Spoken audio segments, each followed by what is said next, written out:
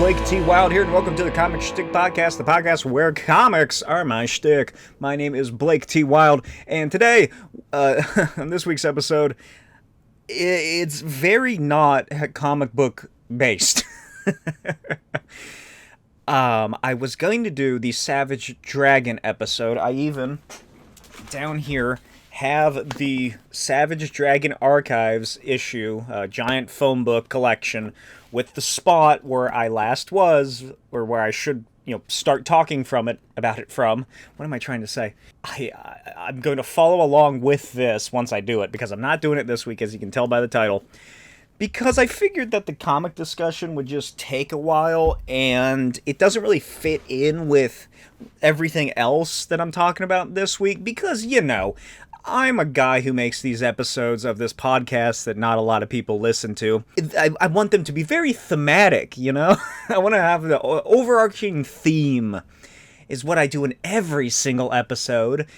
If you haven't noticed it, it's very minute and it's very detailed, but it's there. It's most assuredly there. So this week, I rewatched the Cars franchise, and by that I mean the first one and the third one, and a couple of the shorts on Disney Plus, because I did not feel like dealing with the second one, and I've never seen the third one until just a couple days ago. So my wife and I did that, and I figured that it'd be a fun discussion to talk about this sequel, end of a trilogy film, this franchise that has not had a movie for 7 years, and a couple of shorts here and there, a whole land at Disneyland that people love and looks great. But I figured, why the hell not?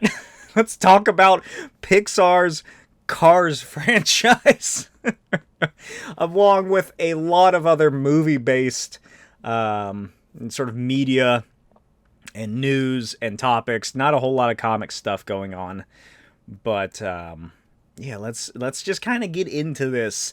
If you're watching the video version of the podcast, because the Comic Shtick Podcast is available in audio form on just about every podcast place, I guess, except for Apple. I refuse to set it up because it's a real pain.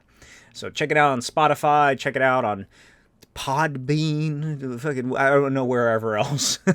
And don't forget to follow me online at NotBlakeWild on just about every social media, and check out my Patreon and Etsy shop.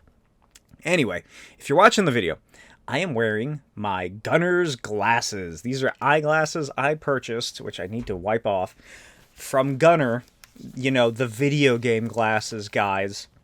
And they are my Fallout themed. I've worn them before, I think for that ranking every Wolverine video. I possibly wore them during that. But I've been having a headache a little bit the past day or so. My neck's been hurting, so it's been hurting to look at the screens. And I got all these bright lights, so I figured I'd wear them for the duration of this. And I do like how they look. I look like George Romero if he was a loser. Anyway, let's move on to some very depressing news. And that's a couple of deaths. James Earl Jones, of course, passed away at the age of 93. James Earl Jones, if you don't know who that is, you're either a child, or you have been living under a rock, or you're just really bad with actors' names. Fantastic career, decades spanning, and it's very sad that from the core group of the Star Wars cast, because I every post I see, James Earl Jones, there's only a couple of people left. Everybody's like, well, actually, there's this person who played an Ewok, and this person who played a Jawa in 3 scenes, and this woman and this guy. The main core of the characters, all that's left still around are Mark Hamill, Harrison Ford, Anthony Daniels, and Billy D. Williams. I totally forgot Anthony Daniels was still alive, by the way. I forgot he even existed. I was talking to somebody. I was like, oh my God, I can't believe there's only these 3 people left. And they were like, C-3PO's still alive. I was like, oh, I guess. Yeah, sure. But it's very depressing that soon they'll all be gone. Within the next 10 years, I'd imagine. And that is a depressing thought to think of. Mortality. Who wants to think about mortality? Humanity doesn't, at a large. We hate our own mortality. Unless you're Buddhist, I suppose. Then you got the whole thing going on there. Or me. I personally subscribe to the idea posited when I first saw it by Alan Moore. I discussed this in my Superman Red Sun video at the end, where I get into a whole philosophical discussion. I believe it's a secular afterlife, in which think of your mind as a film projector, and life is the film that it is projecting. Well, what happens when a film projector ends? It just kind of circles back on itself, and you can restart it, and there you go, you're playing it again. So this idea of a secular afterlife, posited by Alan Moore, and I'm sure other people, is you just kind of get reincarnated as yourself. It's kind of like an explanation for deja vu, and I really like it. It's a nice idea. It really makes me strive to, I don't know, just prove myself to myself, just to make sure that I have a nice go-around next time, or again, or if I've already been through all of this, who's to say, really?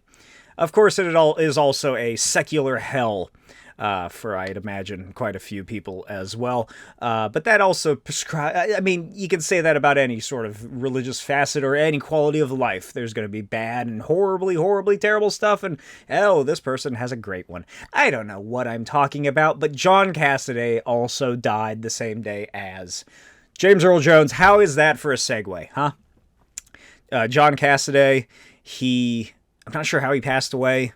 They were apparently he was complaining or something along the lines that he'd been having headaches and shit. Oh, God. Now I'm going to get paranoid that these headaches I've been having are something horrible. But I believe I saw something about that. John Cassaday, probably most famous for his work on X-Men. What is it? Astonishing X-Men, I believe. The Joss Whedon sort of era. The post-Morrison time. What would it have been? Pre-schism, I guess? Maybe? I don't remember. I've never actually read Joss Whedon's X-Men in that era of it, outside of, like, the first volume. I just didn't care for it. It never clicked with me. John Cassaday of also Planetary comic series. He's well regarded for that, well known for doing that. Dozens of other projects that I cannot name off the top of my head. More recently, people were worried about him and also making fun of him for some very questionable comic covers, which it's kind of the Bruce Willis effect, I think. Chadwick Boseman, I suppose, is that, you know, now this comes out. Were those covers like, was he given the chance to do those as a way to, you know, like people at Marvel giving him this extra payment, you know, to help him? Maybe he was having medical issues or something along those lines. I honestly never had a real issue with the covers. Of course, they didn't look great, especially that Beast one. But I'd never thought about it, I don't think, really one way or the other. It didn't cross my mind that, you know, this would be the end result, I suppose. Just more so, I guess something happened to him. But that is a very sad tale. I don't know what I was going to say for that last word. Moving on to some more recent stuff. Tucson Comic-Con. I've been advertising it in all my recent videos on the channel, on my socials. We went there. It's my second year attending Tucson Comic-Con in Tucson, Arizona. It's my second time attending Tucson Comic-Con in Tucson, Arizona. And it was a splendid time. I had a great time. Met a couple people who, you know, visited the channel, subscribed to the channel, I should say. Visited the channel. Some people from last year came by and saw me again. That was really cool.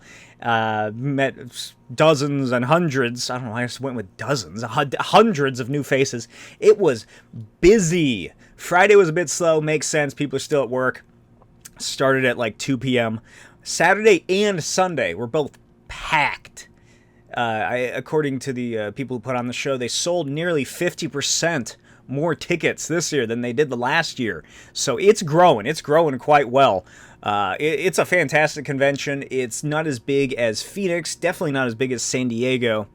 A convention I hate. I've only gone once in 2008, and even then it was just way too expensive, way too much going on. It was like full-blown already, just like multimedia experiences. I did meet Seth Green there, and I was a child, and I was about the same height as him. But Tucson Comic-Con, if you're in the Phoenix area, Tucson area, Southern Arizona, I don't know how close it is to New Mexico, really. I can't imagine it's that close to go up there for a weekend. Maybe, if you're interested. I would highly recommend it. Like I said, it's really nice. It's a good... I'd say it's a good starter convention. I do have some gripes about it, which is my gripes about pretty much every comic convention that I go to. And that is just... This is going to be full old man yells at cloud... I used to be with it, then they changed what it is. Am I wrong? No, surely the children who are wrong. It's so hard to sell comics at a comic convention. Because, you know, I'm selling my original comic series, The Custodians, Agents of Cross. And there's not a lot of biters. I personally think it's a pretty good deal. $15 for over 50 pages of comics per issue. I'm doing 6 issues of The Custodians. This series I've been working on for, oh my god, nearly 10 years now. Since I first originated the idea. I had that idea like my senior year of high school. Jesus. But I'm doing 6 issues, and each issue is 50 to 70 pages. I think the last issue is going to be roughly 70 pages long. So there's no way an actual publisher is going to ever agree to print this for me. So I'm always going to have to do it myself, because nobody's going to do that. Tom King just recently announced that he's doing a big special Wonder Woman book for his Wonder Woman series, and it's giant-sized, oversized, 30 issues! I'm like, oh my god. But anyway, I think it's a good deal. One for $15, 2 for $25, convention sale price. No, it's very hard, because the vast majority of convention goers now seemingly are people who have little to no interest in comics, and if they are, it's mainstream comics. It's your Marvel, it's your DC, it's kind of Image Comics maybe, but the people, you know, I did sell a fair amount of the books, thankfully, and that's always fantastic. Hopefully building up a core audience of people who enjoy the stories and the ideas and the art. Everybody really likes the art, thankfully, and the style. Thank God, because it is hours of work to make these books look like they're from the 60s. But something I've noticed this year and last year, because the place I am located at these past 2 years, which I do enjoy. I hope I get located around this section next year as well. It's very close to where the autograph signings are for the celebrities. So, like, I'm right here, down an aisle, and then the celebrity's right here, and then back here is, like, the corner section where all the management stuff is. And Brian Pulido, the guy in charge of Coffin Comics, has a giant towering fucking booth, because he's, like, been a part of the convention for maybe since it started, I don't know. Coffin Comics, if you're unaware, is Lady Death. That's the only one I can name. It depresses me to no ends to see, even, like, there wasn't that many actual indie comic creators outside of myself, now that I think about it. Like, I've strolled up and down the aisles, and, like, I can think of 3, maybe 2 offhand.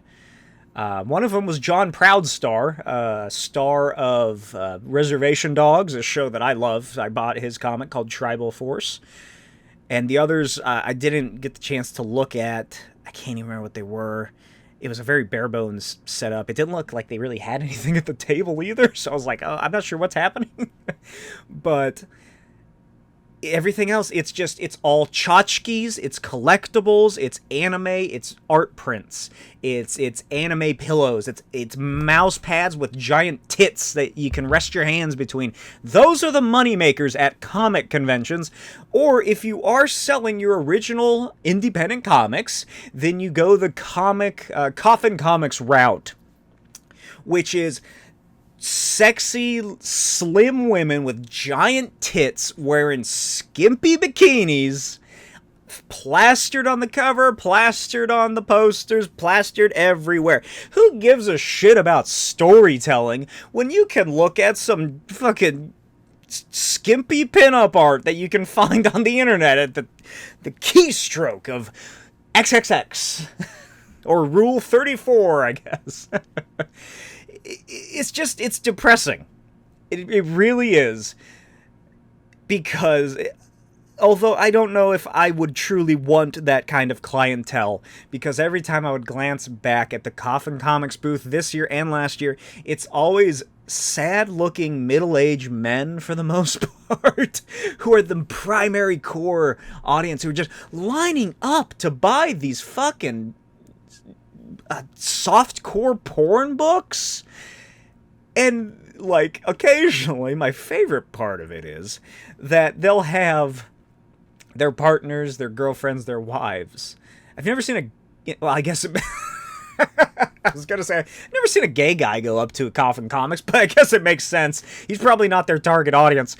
I always see a man and his spouse or partner or whoever, and they always have the same expression. They're always just kind of sitting there looking around at anything else as the guy is sorting through the comics and paying for the comics and gazing upon the comics.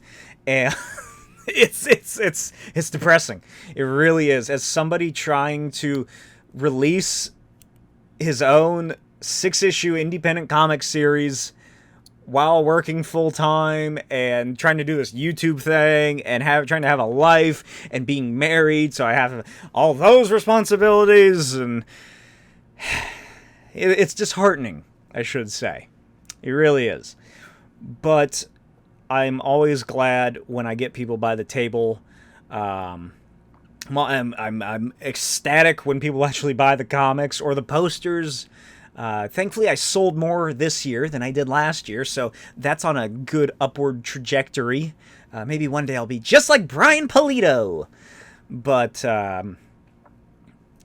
it's disheartening. But it is always fantastic to just meet people. But it is always fantastic to meeting these people who stop by the booth and actually take a look at what I'm making. And it's even better when they buy stuff, but that's I don't put it against them that much. But meeting fans from the YouTube channel, that's always crazy to me. I had a comment saying that somebody used to watch my videos while they were in high school, and that makes me feel old, because I've almost done this YouTube channel for nearly 10 years now. It's getting close! Oh, mortality! But this all boils down to, I have found a fairly new sort of convention festival called AZCAF. Arizona Comic Arts Festival. I'm no doubt inspired by I wish that I was out east, because it seems like just about every fucking city in the eastern seaboard and like inland a little bit has fucking actual comic-focused conventions and comic art festivals and just so much. And then you go past the Mississippi and there's jack shit. Weird, right? Like, you'd think, oh, the trope, the cliche is that, oh, all the artsy-fartsy crowd, they all went out west to California where you hippy-dippy painting artists, you know, people getting their art degrees and being Starbucks baristas, all those jokes. So you'd expect more, right? But clearly not. But anyway, there is an AZCAF, Arizona Comic Arts Festival, and that is held every year at the beginning of the year, February, March, up in Phoenix, Arizona. And I am hoping to get a table there for this coming celebration festival in 2025. They had some pretty big names last year. The one that comes to mind is Brian Azzarello, Mitch Gerards. I've never heard anybody pronounce his name before, but like a couple of pretty big names there. And it's a smaller place because it's held in a hotel, but I am hoping that I can get I can apply and get granted access to have a table there, which means I'm gonna have to pay something. Because if I can, I need to start finding more places that host and put on actual things, comics focused. I need to find my people, and I don't have that here. There's nothing. Even this YumaCon, which I will be attending. YumaCon, October 5th to the 6th, 2024 in Yuma, Arizona. I'll be there as well. I might have a panel there. I haven't heard back from them. I recorded the panel that I did. It's going to be fairly similar based on the same premise, the magic of comics. It's on my YouTube channel if you're interested. It's about 45 minutes to an hour of me discussing comics history, and then I sort of delve into chaos magic and my beliefs there. That's not for now. Go check that out if you're interested on the YouTube channel, Smokey's Videos. It's the same thing on a miniature scale, although this one does have a bit more like indie artists and comic guys who come by. There's one, J Photos. He's just in every fucking convention in Arizona. Which you gotta be. You gotta be. There's a convention in El Centro, which is somewhat nearby, but that's one day this month, and I didn't know about it, so I'm not going to be there. Maybe next year I'll just try to just get extra stuff in there. But, yeah, wish me luck to get into AZCAF, because if I can, I really think I would prosper more there with fellow comic creators than I do at Tucson Comic-Con or YumaCon, where I'm next to somebody who self-published their own novel, and they just sit there at their booth, not really talking to anybody, and then get mad when nobody buys anything. Or the soap carvers and the anime collectible makers, and the guys selling body pillows with anime girls on them, and the big tits, and the coffin comics people. But that is my rant about my views on current day comic conventions. Tucson Comic-Con, like I said, it was a blast. I had a great time. Met Doug Jones, actor extraordinaire. You might recognize him from Hellboy, the original Hellboy films. He played Abe Sapien. He played the Fishman in The Shape of Water. He is in a fairly new Star Trek Discovery series. He's in What We Do in the Shadows, show I keep referencing this episode. He plays the Baron. I got a photo with him. Actually, my wife and I both got our photos with him. Cost only $40. I'm pretty sure Honky Tonk Man from last year was more expensive to get a photo with than Doug Jones. But I digress. If you want to check that out, check out my Instagram, because I convinced him to pose like I had really angered him and he was punching me in the face. Which is my new thing. I decided last year that when I got the photo with Honky Tonk Man, a former wrestler, I want to just get pictures of myself with celebrities punching me. Like I did something that really upset him. I also learned that Doug Jones, he played Mac Tonight, the 80s McDonald's mascot, who was a half crescent moon-headed man who played the piano. He played Mac Tonight in the commercial. I saw that in his little headshots. It was nearing the end of, I believe, Friday. Based on my outfit, I'm pretty sure I wore that on Friday. And I was just looking at that while we were waiting in line for the people right in front of us, because they were talking and blathering on. And I was just in disbelief. And then I walked up, shook his hand, and I go, I can't believe you were Mac Tonight. And he did not want to relive those memories. He goes, yes, unfortunately. And then, the best thing that has ever happened to me, meeting a celebrity And I've met not many. I've met Honky Tonk Man. I've met Jerry Robinson, creator of the Joker. I met Peter Mayhew at San Diego Comic-Con when I went. Met Seth Green briefly. He told me to stay in school. But the best thing, I can't remember if I met anyone else. Have I? Oh, I've met the Yun twins. YUAN. They also do independent comic stuff, but you may recognize them from Agents of S.H.I.E.L.D., the final season when Deke is trapped in the past and he forms a band. They're the two twins. They were also in the Serve and Protect or Report or something, that Seth Rogen mall cop movie. Anyway, the best thing that's ever happened to me meeting a celebrity is when I walked up and shook Doug Jones's hand, and he, apropos of nothing, complimented my outfit. I was exploding in my mind. I was like, oh my God, he just complimented me. Doug Jones, if you're unaware, very sharply dressed man. I love all of his outfits. I love seeing what he wore each day to the convention. And I was astounded that he would compliment what I was wearing, and I felt very vindicated as well. I really like to dress up. If you haven't noticed from my videos where I'm wearing strange button-up colored shirts, why not? It's fun. I always think back to a song by one of my favorite rappers, Jadena, from his Single Chief, which there's a line which says, something along the lines of, why would I want my best dressed day to be in a casket? And I think about that all the time. If I'm going to the movies, I get dressed up. If I'm going to the store, I won't get that dressed up, but I'll still get a little dressed up. If just going out at all, I like to make it a whole experience. You can see by my rings, I really like to dress up. Although I am just wearing a Steve Rude t-shirt right now. But that felt incredible. We took our photos. He was very lovely. He's like does this thing where he puts his hands like around your face for something. He does that to everybody. I don't know what that is. We did that. Got the punch photo. And then he gives everybody hugs when they're done.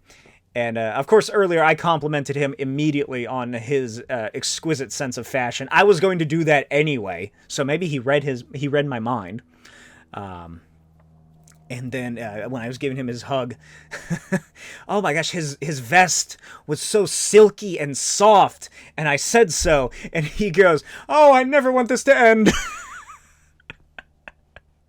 Oh, great experience with Doug Jones. If he's at a convention near you, I highly recommend meeting him. He's a really cool guy. His prices aren't insane unless you want a fucking Funko Pop to get signed, but I don't blame him for that bullshit.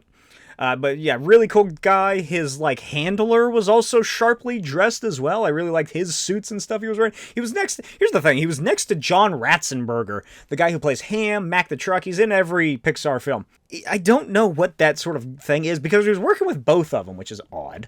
Because I can't imagine Doug Jones and John Ratzenberger are touring. But I have talked ad nauseum about my experiences at Tucson Comic-Con, my complaints about conventions, my lovely experience with Doug Jones. Let's move on and try to talk about cars. If I'm not talking about cars, then this is clearly labeled something else. Batman 85th Anniversary, the Bat Signal popcorn bucket has been released or announced.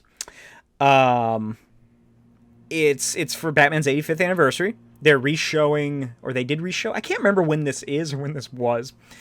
But they're re-showing Tim Burton's films, maybe the Adam West ones. I don't know how many of them are actually being shown. But my main question regarding this, because it's really cool looking, it's the Bat Signal. Although if you're like a toy collector like myself, like this Ghostbusters Ecto one that you can't see hidden behind all the figures, that's a popcorn bucket, and it fits pretty in scale with the 6-inch figures that Hasbro discontinued. I don't know how well this Bat Signal will fit in with your action figures, but my main question is, how am I supposed to fuck the Bat Signal? Right? The Dune popcorn bucket made sense, but ever since the Dune popcorn bucket, this trend has seriously gone downhill. Deadpool and Wolverine one. Mouth was way too big. The Borderlands popcorn bucket is just a box. And what is with this popcorn bucket fad, you know? There was a xenomorph one, too, I think, for Alien Romulus. I don't know what company sold those, but it was the phallic xenomorph head, which I guess you could fuck. And then there's another one, which is really cool, that I was about to buy, and then I was like, where the fuck am I gonna put it? It's like a chamber, like a cryo chamber thing, probably about that big. And there's it's 2 shields of glass, and on the fuck, I don't know what I'm doing. It's 2 panes of glass, and then on the inside is a face hugger that looks like it's crawling around, so you can pour your popcorn in, and then, oh, there's a face hugger in my popcorn. You know that old trick in the theater where you cut open the bottom of your popcorn bucket to let the face hugger out with your date. But what is with this popcorn bucket fad? What's the deal with it? When did this start? Like, was Dune 2 really the big turn? Like, the watershed moment? Because I have 2 popcorn buckets that I bought at a movie theater. Cost me $80. It's the Ecto one, and then right over here, you can kind of see it in the video, it's the tub of the small Stay Puft Marshmallow Man. His like tummy is the bowl. When did that start? Because it seems like just about every fucking movie now has a popcorn bucket. Like I said, Borderlands has a popcorn bucket. I saw it when I went to go see Alien Romulus. They had one on display. Usually, these past couple times they've had them at my theater, like specialized buckets. They have them like on tops of the the popcorn machines and the machines on the back counter. That's where the Ghostbusters ones were. This was actually the last Ecto one that they had at the theater, and I was about to fucking the girl helping us at the concessions. She was like, "Oh yeah, let me go ask my manager or whatever if we have any more, because I think that's the last one." And oh, I was about to jump that counter and fucking clock that manager and take it if they said no. But when I went to go see Romulus, the theater didn't do anything cool for the aliens, unfortunately. They had one, like I said, Borderlands popcorn bucket, and it was just seated at the very bottom of the shelf, like the counter, and then they have the big window for all the old candies that are in there, if they are real candy or if it's just the boxes, I don't know. And then at the very bottom, they just have this, it's like a TNT, like the trigger box that you press down on. And I had no fucking idea what it was supposed to be, because I think it just says TNT or Boom or something like that. Nothing says it's for Borderlands. I thought it was like a Crash Bandicoot thing. Is that who that is? I was so confused, and then I realized, oh, it's like a neon pink paint color that says Boom. It must be for Borderlands. And I looked it up, and most assuredly it was. And most of the companies selling them online had far too much in stock. Oh boy, how about that Borderlands, huh?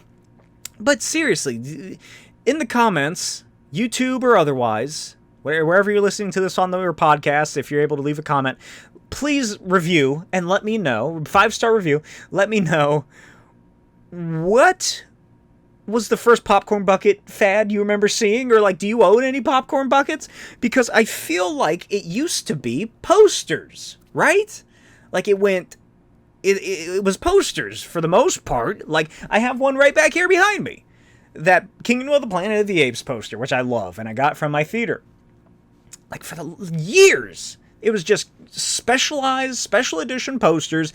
I have like 6 of them from Morbius somewhere around here. Because when I went to go see Morbius, they had a giant stack that nobody was taking. So I just grabbed a handful. Forgot about those. Like, you know, like old Boss Logic posters and posters for Endgame and Infinity War and like Black Panther, I think, had them.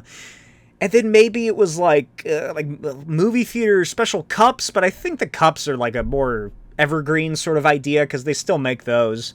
At least at the theater chain that I go to, they get like, you know, it's just regular size cups for movie theater, just with designs printed around them. But what was it like before posters? Like 3D glasses? I don't know. It's just, how odd is it that popcorn buckets are the new fad? I guess if it's helping people go into theaters and seeing movies in person, I guess that helps.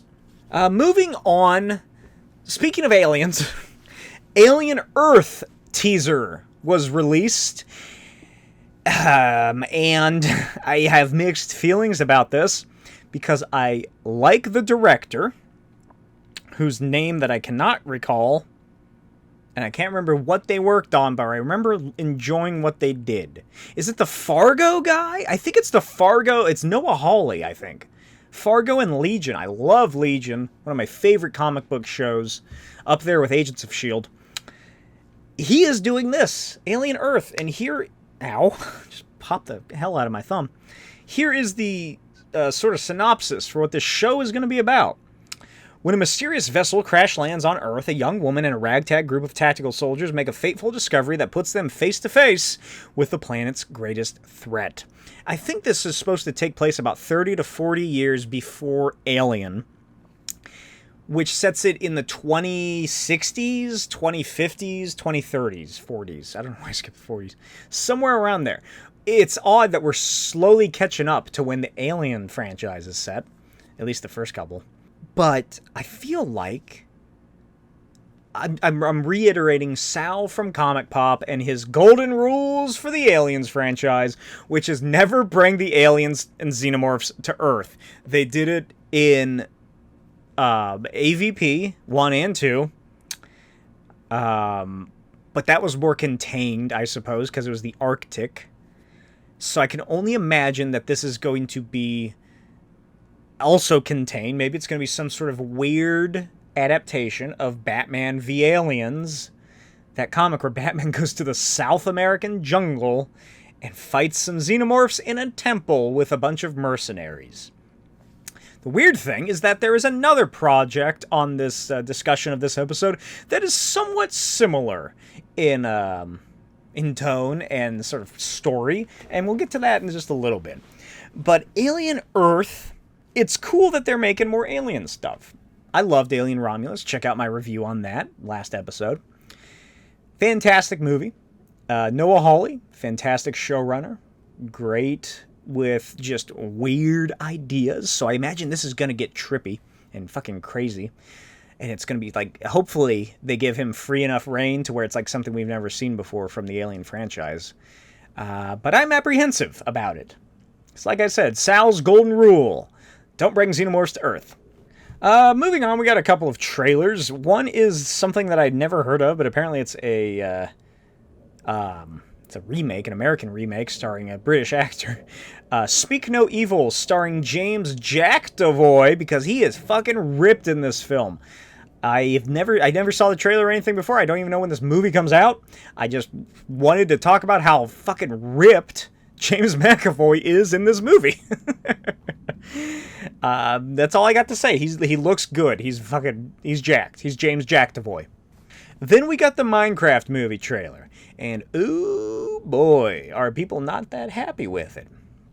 Myself, I played Minecraft in its alpha. Like, I was a fairly early adopter, I think, of Minecraft. I remember when it switched over. Like, every update seemed to ruin whatever, like, the big server that I was on for years, and on that server, I eventually became a moderator, and, like, this and that, and then they gave access over to a different, like, person, and then the whole thing went to shit, because the two guys who were in charge of it for the longest time left, and it was this whole thing. Great bit of childhood memories there, and nostalgia for the past, and not accepting my own mortality. That's the theme of this episode. I'm a Minecraft fan. Every once in a while, like every few years, I'll get the urge to go back and play it, and then I'll try to play the newest version, and it's like I'm watching a Japanese game show, because there's just so much stuff going on, there's so much to keep track of, and I'll just go ahead and revert it back to one of those very early versions, which is something you can do now, and just play that for a little bit, get bored and stop, and then go and do something else, because I feel guilty playing video games if it's not for, like, content, I suppose. Although I have been playing the Simpsons Hit and Run game on my original Xbox, finally getting around to finishing that, so I don't feel as bad. because I'm working on a video. I'm working on a Simpsons-based video. A little sneak peek here. 40 minutes into this episode. Oh, God, we're not talking about cars. Minecraft movie. The fuck's going on with Jason Momoa? What is Jason Momoa's character? Like, he looks like a teenage girl dressed Jason Momoa. I am so confused by what is happening with his character. They don't do anything to establish who these people are, how they get to the Minecraft world, why Jack Black is already there as Steve, so on. I don't have an issue with the CGI. I think it all looks fine. It looks funny. And not like the comedy-wise, just the visuals of, like, a fully realistic-looking Minecraft world is just very silly. So I don't give a shit about that. I'm sure there's people online who be like, oh, well, if it's actually, did you know that a Minecraft block is actually 1.5 meters in height, so it should actually be far much bigger? But my main thing is, what is with Jason Momoa's character? Why is he in it? He's a grown man, and all the other characters are just children. Is he like their caretaker? Is it like some kind, is it Jumanji? Are they going to do like, oh, they're in some after school thing, or like he's a teacher or something, or like he's one of their parents or a sibling? What is happening with Jason Momoa in this film? That's what I want to know, and I need another trailer to come out and establish these relationships these characters have. Because, like I said, the other ones are teenagers, and then you got grown-ass man Jason Momoa in his cut-off pink denim vest and pink outfit, which, honestly, it's not the best outfit. If they were going for something, if they're trying to be like, his character is flamboyantly gay or something, I don't know how I feel about it. Because on one end, you either go Nathan Lane in Birdcage, and you kind of try and make it a little realistic, but still brightly colorful. But then you get this weird middle ground, assuming that it is like he is like a non-heterosexual character.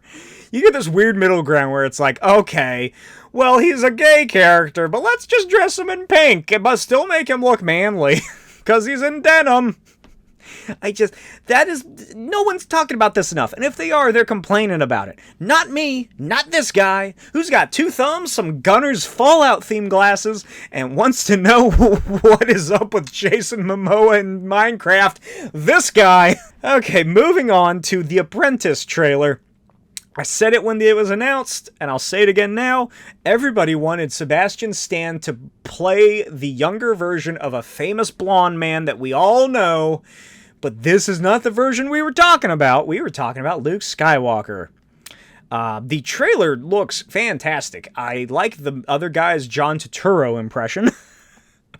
Sebastian Stan is doing a good job. It's an interesting film that I worry about the implications of it being shown due to the radicalized nature of Trump supporters. But I do want to see it. I think it does look like a well-made film. I also like the film effect that they have hopefully added to the whole picture and not just the trailer to make it look like it was filmed in the 80s. It's like something that they did with my favorite film, The Holdovers, where they edited it to resemble like it's an old film being projected now on like it's just an old spool of film that we found and now we're playing it. So I hope they do something like that. I hope they really make it stand out visually to some interest. And finally, the Wolfman trailer, which I am just now at this point realizing I have not yet watched. But that doesn't matter, because I know the general synopsis, and it is about this man whose estranged father, something happens to him or whatever, and so this man, his wife, and their 2 children go and visit the estranged father up at his lake house or something. He lives out in the woods, he lives in the middle of nowhere, and then bad stuff happens. It's a werewolf! Probably the dad is the werewolf, maybe, or something.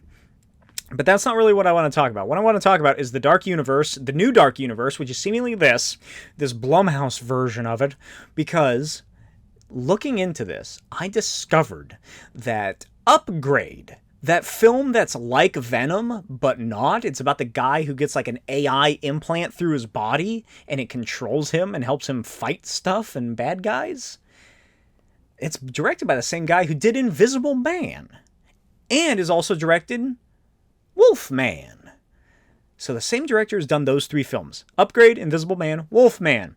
That's not all, folks, because a character in Upgrade is played by an actor who appears again in Invisible Man, playing seemingly that guy's twin brother because they have the same last name and are played by the same guy, and the company in Invisible Man is the same company that's in Upgrade.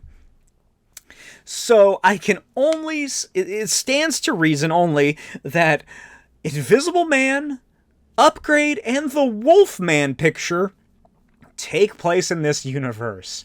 And that is ludicrous. That is insane. I love that. And it's crazy that that is a thing, apparently. Also, Silver Surfer plays the wife. That's right. I forget her name. All I wrote down in my notes is Silver Surfer wife. The new Silver Surfer and the new Fantastic Four, she's in it as the wife. Yeah. I haven't watched the trailer. I can't really comment on much. I've also not seen Upgrade or The Invisible Man. Picard showrunner Terry Matalas is heading up the WandaVision spinoff, the Ultron show.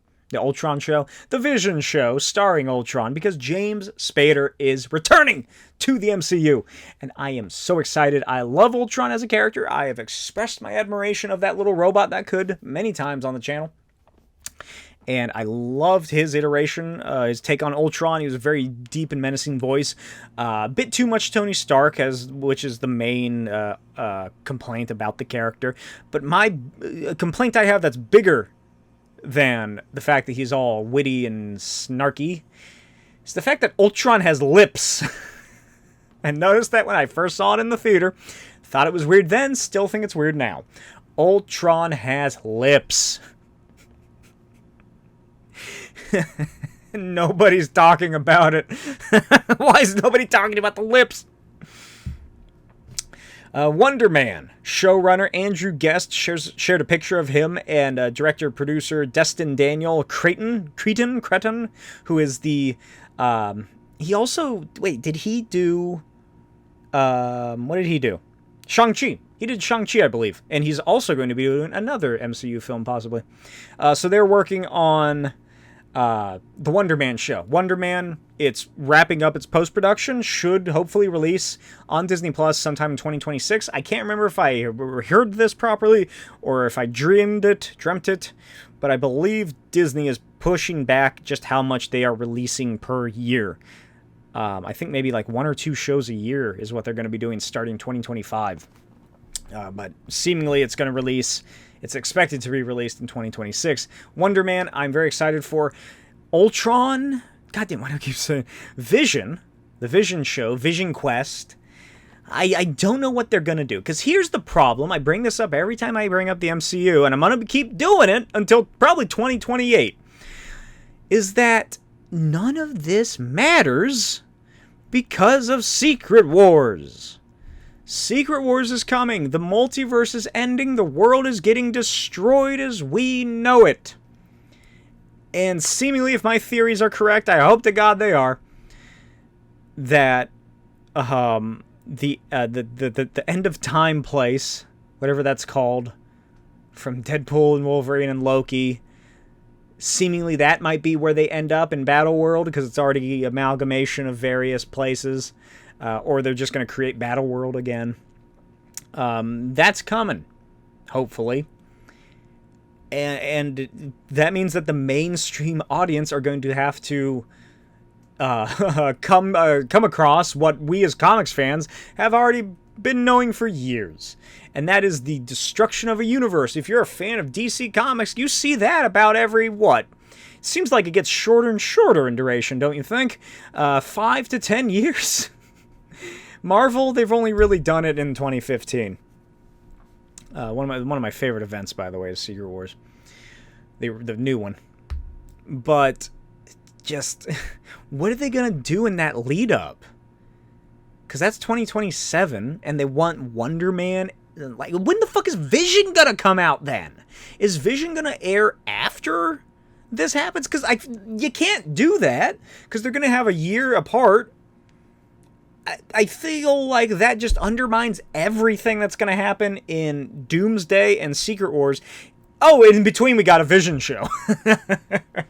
Like, yeah, I get that it could be set in the past, which is what they did with Ant-Man and the Wasp, kind of. But I don't know, I feel like that just does undermine it. And they're also really running out of time to get their shit figured out unless they push back the release dates of some stuff. So it's going to be very interesting seeing where they go as they reach this next end point, this like checkmark point before seemingly getting into the mutants, which is what the big rumor is now. Post-Secret Wars is going to be the Mutant Saga!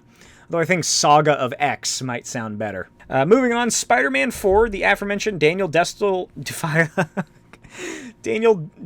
Daniel Cretton, or Creighton,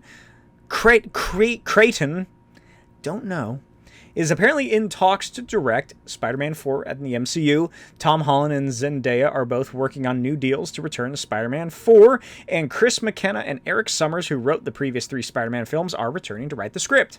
So that's good. I like that they're getting the past 3 guys because I've enjoyed all 3 of those films. That was a big thing I'm worrying about with the new Avengers films, is that they're not getting the Christopher McLeany? What the fuck were their names? McCrowley? Whatever. The guys who did Captain America 2 and 3, and then Avengers 3 and 4. Those guys that work with the Russos.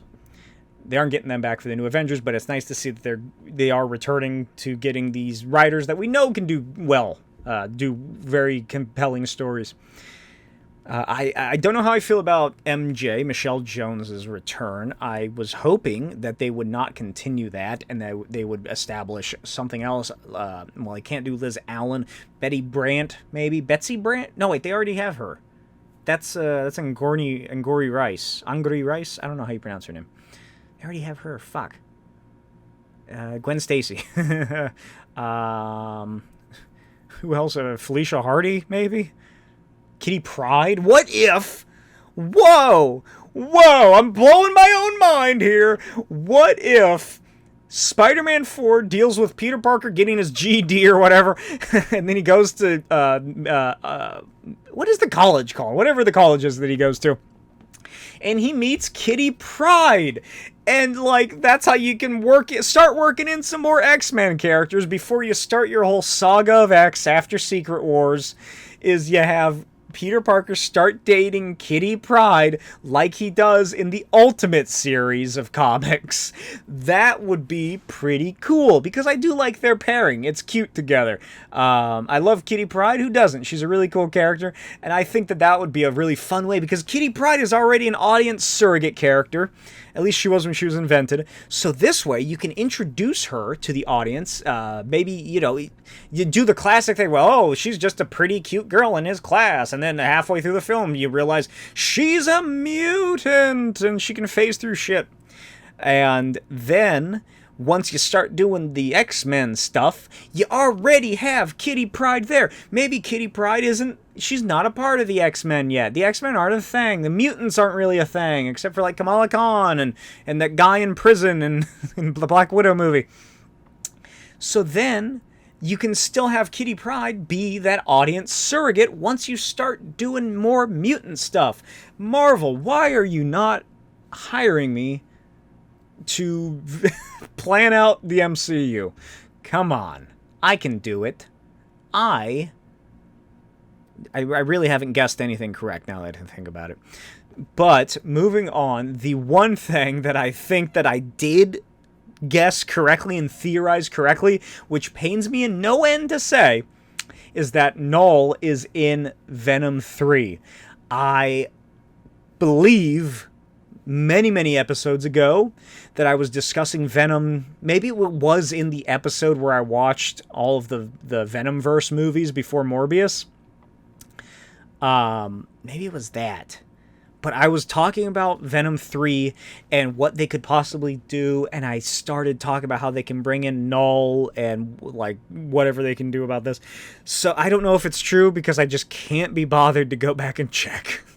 But if anybody ever watching this in the future or whenever this comes out, if you take the time to go and figure out if I was right and said that Knull would be in Venom 3, let me know in the comments of this video, because I honestly don't know if I want to realize the fact myself that the one time I make a theory about a Marvel film and what's gonna happen in it, and it comes true, is for a fucking Venom movie? Oh my god, I'll smash my head against the wall. I cannot believe that. Fucking Jonathan Majors had to go be an abuser, ruined that theory. Hugh Jackman shows up too early, as opposed to my other theory about Secret Wars ending on him as a first appearance in the MCU. Fucking nothing. Hopefully I'm right about the stuff I said about the Captain America and the Thunderbolts. God, I hope so. I hope it's not just this one Venom thing that I had. But yeah, the Venom 3 Last Dance trailer, the final trailer released, or one of the trailers. Knull's the villain. There's giant symbiote monsters. It's a road trip. The guy who plays the Lizard is in it. This young kid's in it who's probably going to be Peter Parker, or Flash Thompson maybe, or who else could they have that, like, blow people's minds by having this character who's usually an adult be a child. Maybe it's Ben Parker. What if it's child Ben Parker?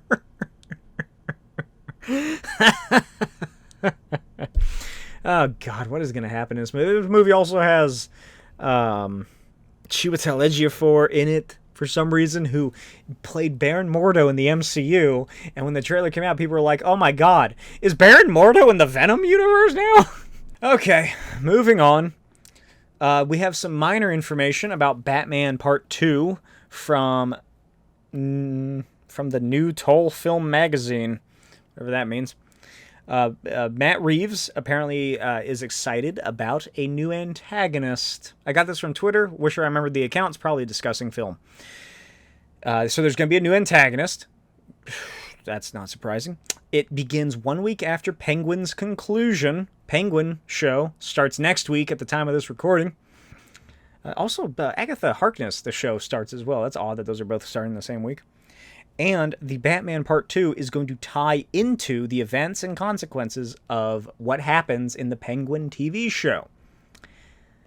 It's cool. Wish it was coming out a little sooner, because it's not going to come out until maybe 2026, 2027. When the fuck does that movie come out again? Because I remember it got pushed back. But yeah, I'm looking forward to it. I don't think I've watched a single trailer for the Penguin show, but I'm going to check it out. Seems interesting. Crime show with the Penguin, I guess. Okay, here's a big sort of in the realm of what I discuss.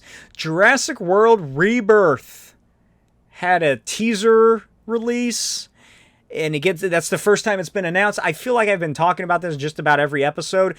What a quick fucking turnaround, huh? They released photos of the film. They announced it like a year and a half ago, I think, that they were writing it, and then made it in the year and a half. So that might speak to its quality.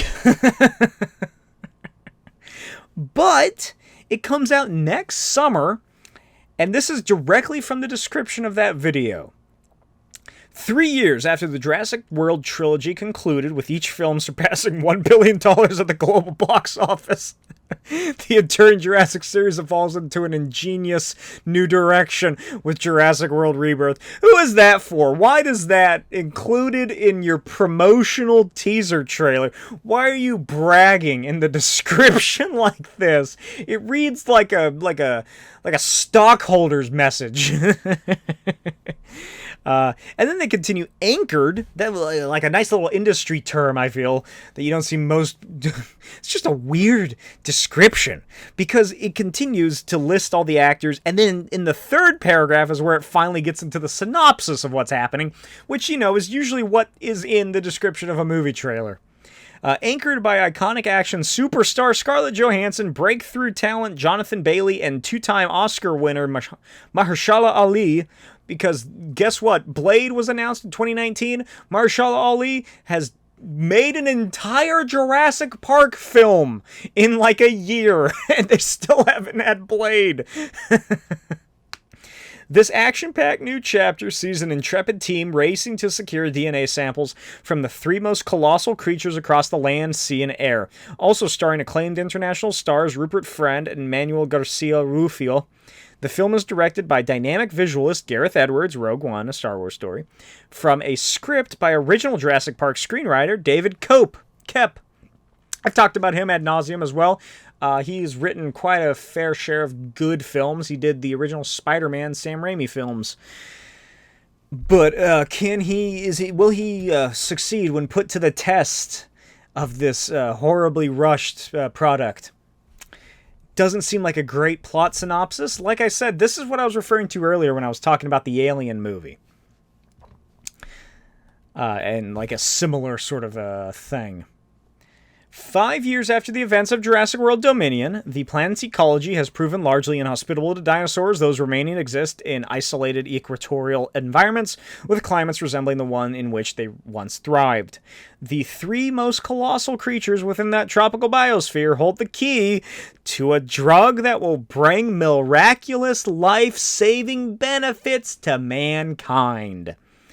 Academy Award, and then they continue. Academy Award nominee Johansson plays skilled covert operations expert Zora Bennett, contracted to lead a skilled team on a top-secret mission to secure genetic material from the world's three most massive dinosaurs. When Zora's operation intersects with a civilian family whose boating expedition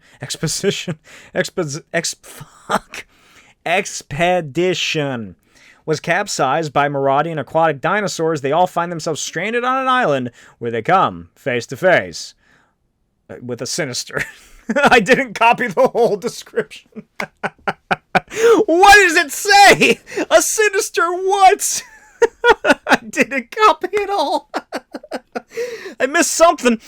I wonder what it could possibly be they find that's sinister. When I was a child, I wrote my own shitty script to a Jurassic Park sequel, because when I was a kid, I really wanted to be a movie director, and I really wanted to make Jurassic World 4. Hey, there's that dipshit in the fucking car again, that little man. Oh my god, yesterday, we were coming home, driving down the street in the turn lane to go into our apartment complex, and my wife notices that dipshit outside is behind us, and she goes, "Oh, it's that idiot." And I look around and I see it's this dude in his shitty fucking little Mustang, whatever, with like the big stickers over the top of some stupid like car group that he thinks he's cool enough to join, even though you just buy the stickers off of Instagram or something. And so we're driving, right? And here's us, blinker on, in the turn, the lane to turn into along the sidewalk, and he comes cruising up behind us and tries to fucking cut us off as we're turning into our own parking lot. And then he's like kind of slows down, and then he keeps fucking trying to go forward and nearly goes into the side of our car. Thankfully, we were going like 5 miles an hour or something. But this dipshit's fucking trying to cut around us, even though we've been driving with the blinker on. He knows we're going to fucking turn. So we drive down, and he, like, parks fairly near us, this dumbass. I guess that's where his spot's located. It is, because I hear him every fucking time he starts his stupid-ass fucking car. And then he gets out, funnily enough, for some reason, that day, because I've seen him get out of his car before, he walked around the back of the car after I had gotten out of ours, so I think the beard is an intimidation thing. Because one time we got rear-ended in a parking lot when someone was backing out and hit our car. I thought it would have been it felt like a really bad, like, crunch. because it was like a big red SUV or something. I don't know what the color has to do with it. But I got out of the car because the guy started driving away, and I fucking sprinted across the parking lot, and I had my big beard, and I ran in front. I was like, hey, dude, you fucking hit our car. Get over there. And then I walked in front of his truck, so if he tried to leave, he'd have to run me over. And we finally got back over. The dude looked fucking horrified. And, of course, nothing happened. It felt far worse than it really was.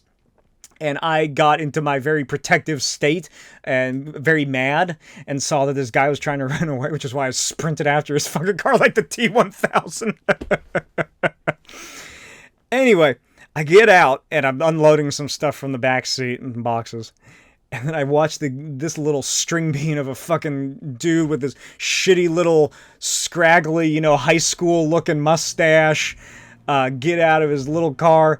And he walks around to the back seat on the passenger side. And what does he bring out? But a baby! His fucking kid, his little child out of the baby seat. And this fucking moron's driving around like this. Oh my god.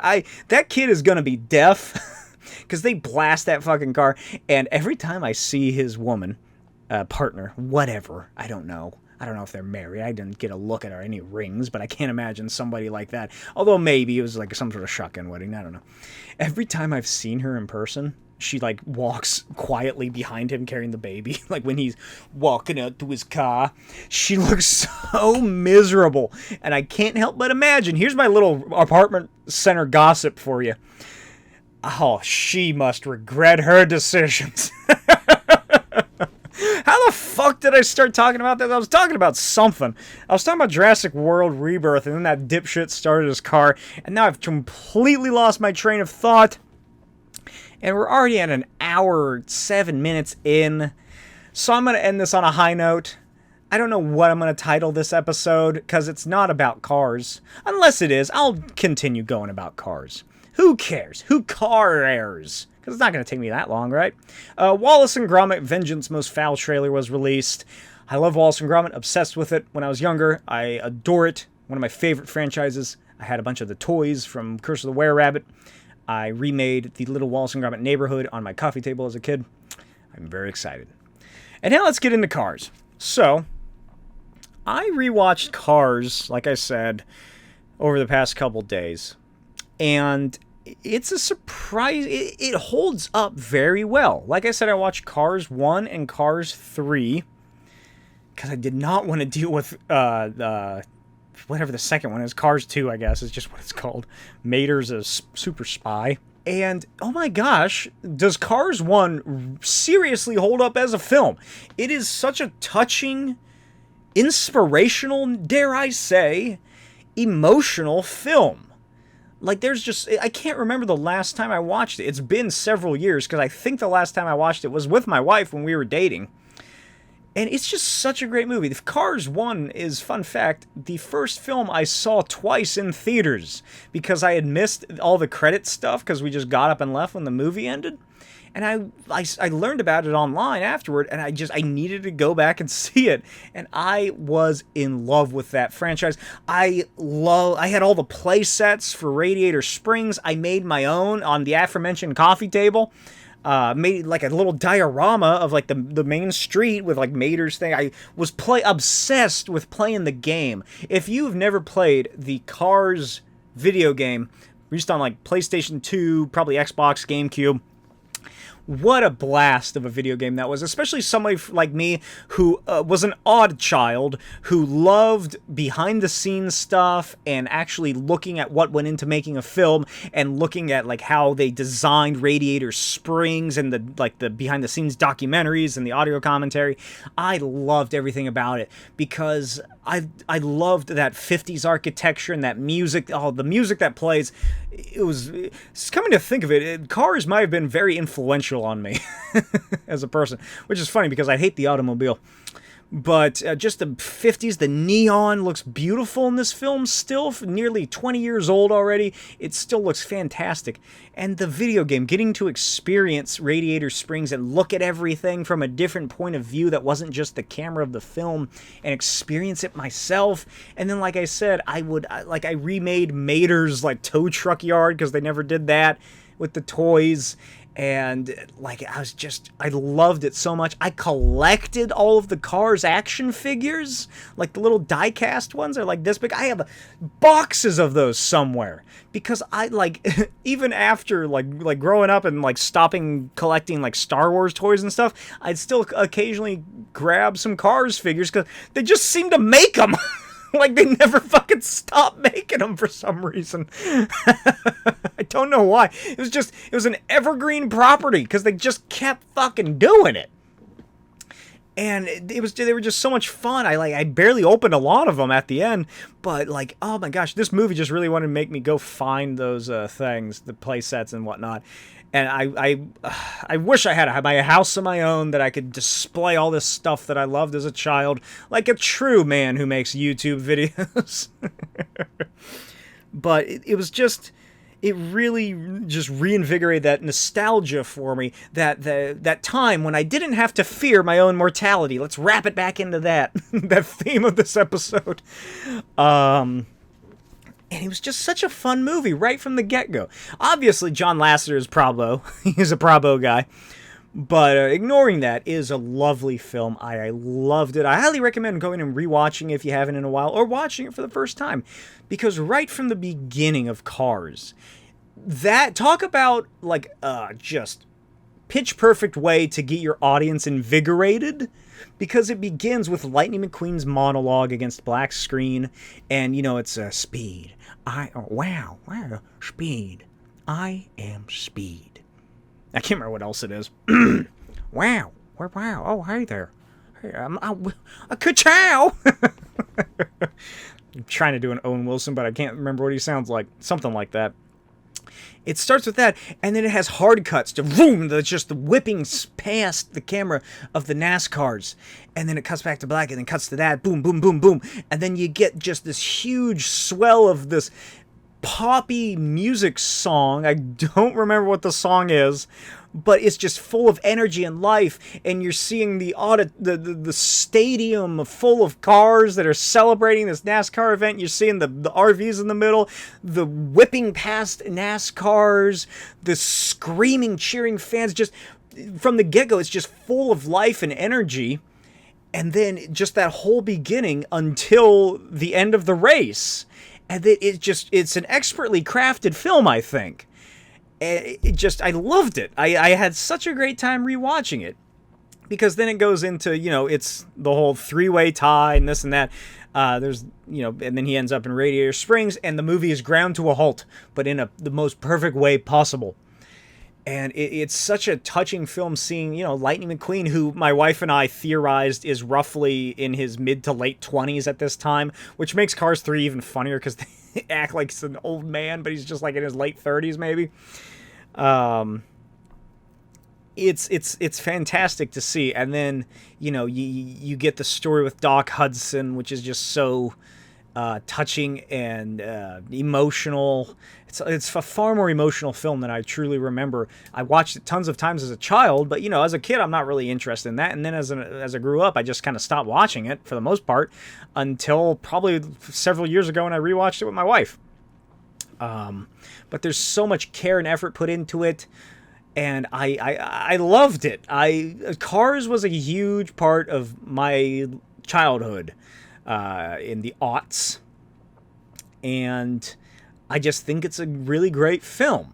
And like I said, the video game was a blast. I don't recall ever getting past Radiator Springs, because I didn't want to get past Radiator Springs.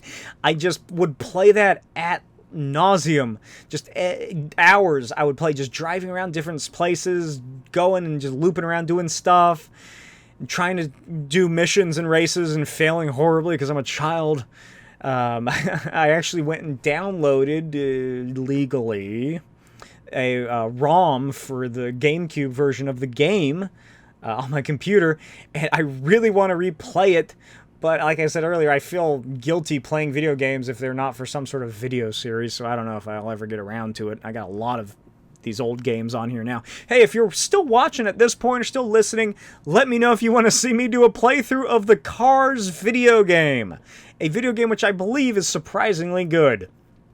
But yeah, Cars, it was, like I said, it was a huge part of my life. It really made me appreciate that 50s like architecture and art style and the neon lights and that old music. I love the music. Rascal Flatts, of course, their cover of Life is a Highway. What a modern classic. And I say that unironically because I think that that is just... all the music choices chosen for Cars are just very well done. It really... the music plays a big part in it. Just how... I don't know, how does the music play a big part in it now that I think about it? Because it begins with those more poppy, fast... like songs that make you feel like moving, and then once Radiator Springs begins and they start playing Life Couldn't Be a Dream, shaboom ba-doom ba-dee boom boom ba-ba-ba-dee-ba, you know, it's really slows down and just perfectly encapsulates life in Radiator Springs. He gets his new paint job, which I feel they really should have gone back to because it looks so good. The white wall tires look with like the iridescent, like cherry red. Best look for Lightning McQueen. I'll say it. I'm brave enough to. Then, after he gets taken back to the NASCAR event, there's really no other like sort of songs until the credits. It's all just pure score, which is just fast, intense, just orchestral sort of sounds, and just everything about it. It's so well done. Perfect voice cast, too, I think. I remember thinking this when I watched the first one, and I thought about it again watching this one. When is Disney going to do a live-action remake of the Cars films? Not in a Herbie the Love Bug way, but in a Days of Thunder way, where it's actual people who are these, you know, who it's about. So... like, it would have to be so contrived to get Lightning McQueen, who would be a real person and not a car who can just roll out of the back of Mac's truck, into Radiator Springs. Like, that's gotta be... there's got to have been at least 6 times in the past almost 20 years that idea has been brought up to somebody high up in the Disney executive suites, right? Like, what if we just redo Cars but with real people? And I think it might work if you could just rework some of the very car-specific things. I doubt they would do the tramp stamp joke with Sally. But if that happens, I will go and see it first day. Like I am with Lilo and Stitch. I really want to go see that live action take on it. But I would love to see how that would work. A Cars adaptation with real people driving cars instead of just cars. Like I said, Days of Thunder, I guess, which is just Top Gun, but with NASCAR. Go back and listen to my 5-year-old, 6-year-old episode podcast, The Cruising Altitude, where my friend and I went through a bunch of Tom Cruise films. That was one that we didn't really care for. But of course, Cars comes out 2006, blows everything away. It's a worldwide success. They get the Cars Land. I don't know when that was built in Disneyland. And also Disney World, I don't know. But I'm really looking forward to going to Cars Land. Also, we're going to Disneyland in October for their Oogie Boogie Bash. It's going to be the first time I've ever gone to Disneyland in my life. I've been to Universal, been to SeaWorld, been to zoos, went to Legoland when I was a child. But I'm really looking forward to, finally going to Disneyland and seeing what I've been missing out by not visiting the happiest place on earth. I never wanted to go as a child because I hated mascots. Thought they were creepy, didn't like them. I knew they were a real person. I know they're not a real character. And I didn't like it. They creeped me out because, like I said, it's just a silent person in this massive costume. But I really want to go see Cars Land and what it looks like, because the videos I see, it's insane how well recreated, I should say, the Imagineering team did with that land. It just plays with perspective wonderfully. The colors are perfect. The setups for everything. It just looks so fantastic. You're walking down Radiator Springs. That's going to be a big event, I feel, for me. Just like the child in me, the one that I ate for lunch, is actually going to Radiator Springs, this place that I was obsessed with as a kid, that I was fascinated with the construction of, that I made my own childhood diorama of to play with all my cars in on my coffee table as a kid, to actually be there in real life. It's going to be really cool. But of course, after that, they did some shorts. One of which is the one that we watched last. They're all Mater focused, and the one I love the most is The Ghost Light. The Ghost Light, as Mater would say. The Ghost Light is referenced in the film itself, and then it is also a short film that was released. I'm not sure how. I think it was on the DVD, maybe. But The Ghost Light is just it's one of my favorite things. I've talked about it before. Is a Halloween-based episode in a non-scary or Halloween-based series or like media, like, you know, when sitcoms have their Halloween specials and stuff. It's that for Cars. It's Mater scaring everybody around town. It's after the Cars film. It's after Lightning McQueen relocates there, and everybody's just hanging out. We get to see the day in the life, and Mater's just taunting people and scaring people. So to get back to him, the sheriff tells a story about the ghost light, which is apparently a real thing. It's a real superstition and like paranormal event, I suppose, that happens on Radiator Springs. I really need to do like a podcast series on like paranormal stuff, because I love it. Maybe Patreon exclusive, I don't know. But it's a real thing that comes from Route 66. Like a sighting of like just this eerie light out in the desert. And Mater gets scared, and everybody leaves, and then all the lights, they shut off all the lights, so Mater has to go home alone, and he gets scared. And then Luigi, the little forklift, who's I think my favorite, oh no, I'm sorry, Guido is the forklift, Luigi's the little car, the Italian guys, he hooks a light onto Mater's tail, and he gets scared, and he drives all around. It's a fun little sequence, and then he realizes it was just a blue lantern. Fun, really great. Then it ends with like a little twist ending, but I always really enjoyed that because, like I said, I enjoy the Halloween specials. But that continued. They did some shorts. They released all of those toys, and then in 2011 they released Cars 2, a film that I have not seen since I believe I was in high school. Bad film, not great, really weird film. Cars getting shot with car-based guns. A car gets dipped in acid and dies horribly. It's just a weird movie that I'm glad they completely ignored in Cars 3. There's a theory, I believe, that Cars 2 is akin to like Mater's Tall Tales, I think was a series that they did, where it's just like him coming up with something to keep his mind off of boredom at the whatever. But I just don't care for it. I believe that's the general consensus. That's why I didn't want to watch it. And also because I just never watched Cars 3. Cars 3 now picks up in real time about 10, 11 years after the first one. And it's about Lightning McQueen being an aging race car in an era of new generation of racers, which are sleek and like kind of rectangular and aerodynamic and this and that, blah, blah, blah, blah, blah. And the main one is voiced by Armie Hammer, of all people. And the weird thing about that car is that he's based on, like, you know, all the cars for the most part, they're based on kind of realistic, like real world cars, like Fillmore, the hippie. I didn't even talk about Fillmore and Sarge. Oh my God. They were my favorite. I loved them. I made Fillmore's tent. I made Sarge's little, like, shack thing, whatever that's called, the sort of arched military shed. I loved Fillmore as a child. I loved Sarge even more because I was really into World War II as a kid.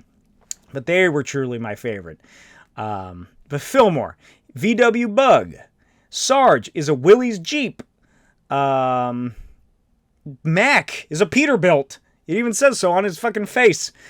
But for some reason, this new car, this new generation of racing car, however this works in the Cars universe, is based on a concept car from 2003, which really just brings in a whole load of questions to this universe. Don't you think? Like, how does that work exactly? What does that mean?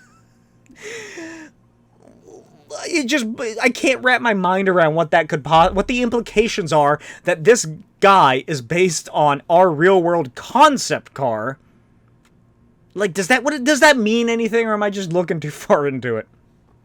But it's about Lightning McQueen realizing that he's getting old, and it's a interesting comparison between NASCAR and actual athletes. In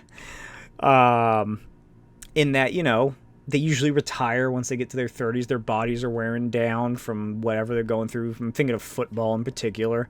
You know, they've made enough money to live comfortably.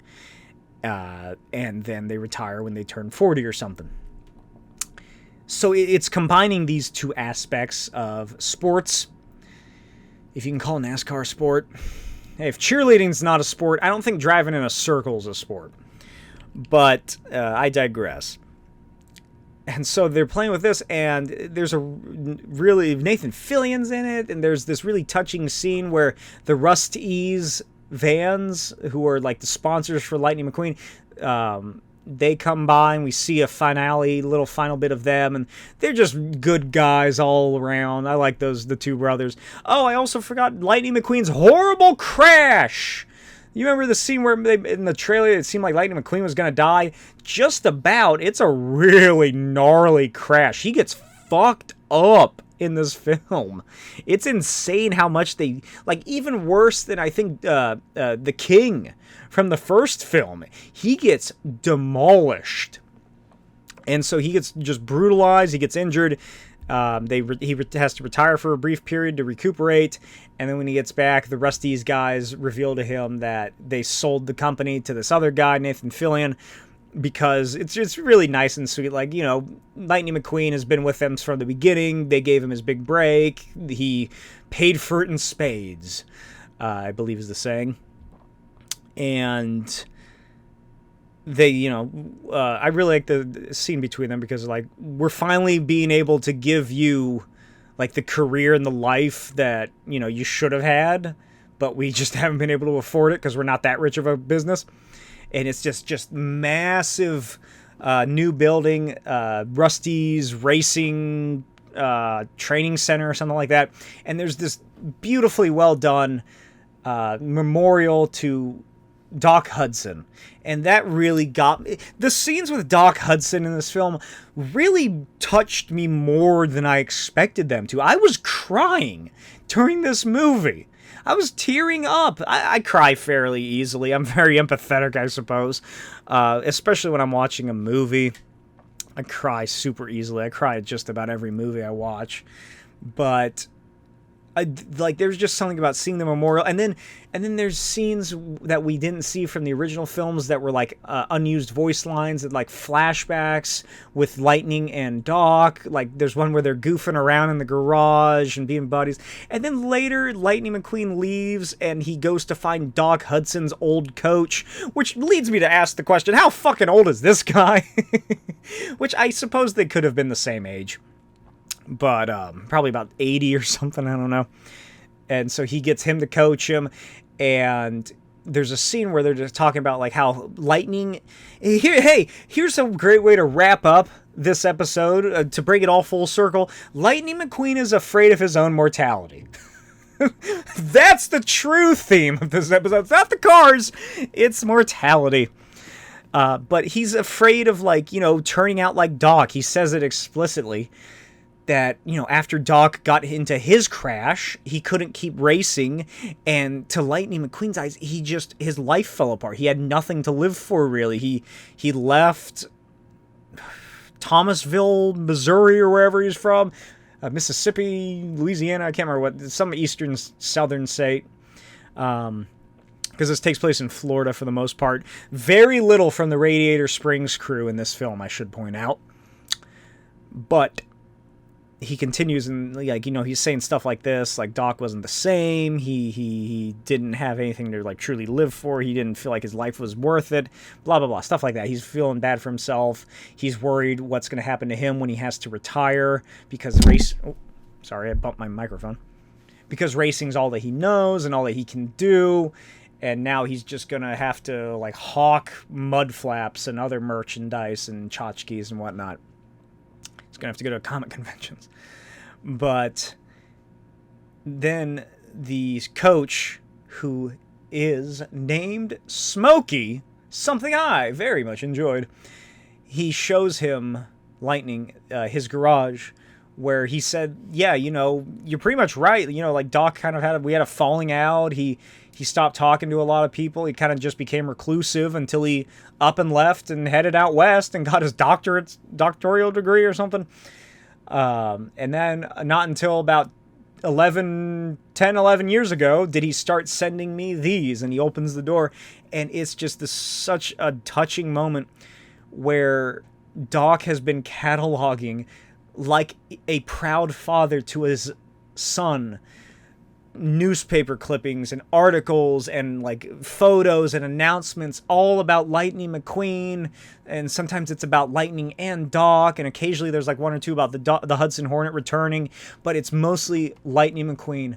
And it shows that Smokey says something along the lines of like, you're with the after his racing career was done, Lightning McQueen became like the proudest thing in Doc's life. Like he became his life. Like, it's just such a touching father-son experience that I'm so disappointed that we missed that. And it kind of makes me wonder if that was originally going to be what Cars 2 was. Had the actor of Doc Hudson not died, would we have gotten a Cars 2 that was not a weird Mater James Bond spoof, but instead a touching father-son experience where they're growing together as like a relationship between this like adoptive family unit? Like that would have been such, imagine that. Imagine if we had gotten Cars 1, just normal. Cars 2 is what I just said. It's about Lightning and Doc's relationship developing. Maybe you can go into like more about Lightning's childhood, about how he yearns to have a father figure, and that's where Doc comes in. His relationship with Sally, because like in this one they're still together after all these years. Maybe they got married. How does marriage work in the Cars universe? Do they use a ring of some sort? Do they like, is the ring actually like a lug nut that they put on a rim or something? It's a clever idea, I think.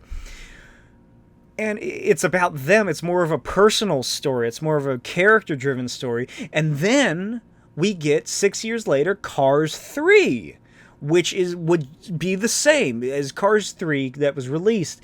And it's just, it makes me really disappointed that Cars 2 is what it is, because that would have been such a fantastic trilogy of films. Because as it stands, Cars 1 and Cars 2 is a great duology, I suppose. It's a great beginning and ending, bookends to Lightning McQueen's career, because at the end of the film, I haven't even brought up Cruz, the newest girl. She's a trainer at that training center, and she becomes Lightning McQueen's replacement. It's a woke movie about a girl taking over a man's role, you know. But I really liked her. She was a cute character, fun. Lightning realizes during the big race that he can't keep up, but Cruz can, so she takes over for him. She gets the number 5 logo on her by Ramon. And, bam, she fucking wins the race against Armie Hammer's evil, weird car. And so Lightning McQueen becomes her coach, and it's this continuation. And Lightning McQueen, at the very end of the film, he gets a new paint job that is resembling the famous Hudson Hornet paint job that we see Doc have when he was younger and a racer.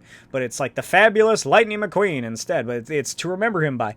And just, it truly just is, we just really did miss out on a beautiful sequel, didn't we? By the unfortunate passing of whoever, Paul Newman, I believe, played Doc Hudson. I wish that I had a device to go to another reality where Cars 2 is about Lightning and Doc and their relationship and what I just said, so I could just bring it back here and just watch these 3 great movies, because I really did enjoy Cars 3. If you can't tell by how much I'm talking about it, I really had a great time with it. I thought it was an excellent ending to for these characters, for Lightning McQueen. It takes him out on a great spot, in that he puts aside his own pride and his own feeling, like, want of winning and being superiority, and he puts that aside for the newer generation.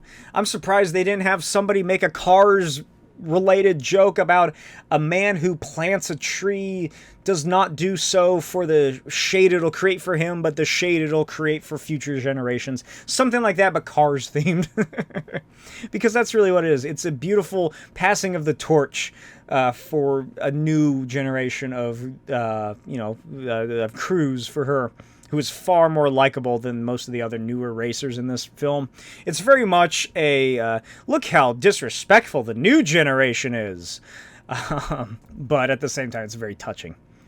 And, I feel like that movie from 7 years ago was a fabulous ending.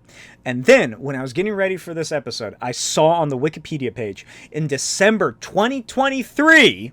it was revealed that Pixar is working on Cars 4 and other spin-off projects related to the franchise. During a recent interview at the 2023 Porsche Rennsport Reunion event, the creative director of the saga, Jay Ward, revealed that they're developing a new project related to the franchise.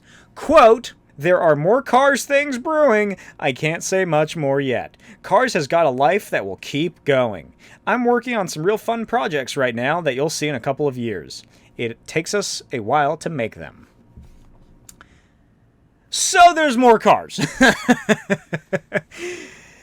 There's going to be more Cars movies. Maybe the next one's going to be about, maybe they'll introduce electric vehicles, huh? Hopefully they don't do the planes thing again, because that didn't work. Maybe the next one will talk about what happened during the 1940s. The Hitler car. And I don't know. I don't know how well received Cars 3 was by the general public. I didn't care then really about it. I didn't pay any attention. I didn't bother. So I don't know if people like Cruise and want to see more of her story.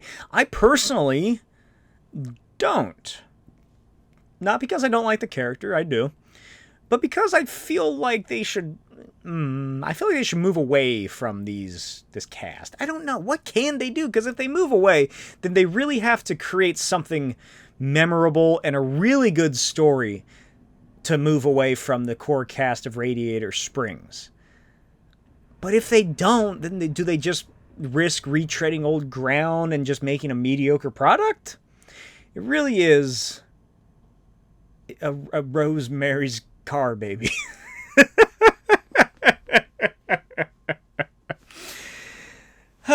And that concludes this episode of the Comic Shtick Podcast. That terrible, not even a joke.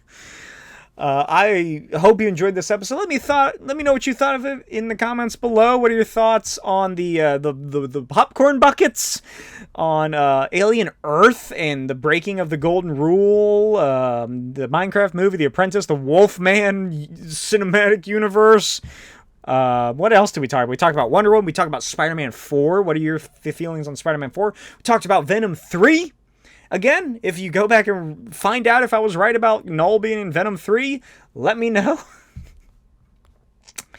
And, of course, Jurassic World Rebirth. I feel like that's the biggest thing we sort of touched on is that. And, of course, Cars. Wallace and Gromit, too, I guess. But Cars, the thing that I've talked about probably the most, maybe. I don't know. I spent probably about 40 minutes talking about the Cars franchise, I think. And then there's another... There's a mini-series that I didn't even know about that came out a couple of years ago that I really want to watch now. It's about Mater and Lightning McQueen going on a cross-country road trip to visit Mater's sister for her wedding, and in each episode they get into wacky hijinks. And that seems pretty fun. So I'll have to check that out as well and keep you updated. But let me know what you thought of this in the comments below, on the podcast apps, wherever you're listening to. Make sure to rate 5 stars and leave a review, and I'll read it out on the podcast, I guess. I don't know. And, yeah, follow me on Instagram at NotBlakeWild. Check out my Patreon, patreon.com/Smokey'sVideos, where you get access to early videos, all of my comics, original art, movie commentary, stuff like that. And stay tuned for next week, which I guess will be finally the Savage Dragon episode. And I will see you next time. Bye.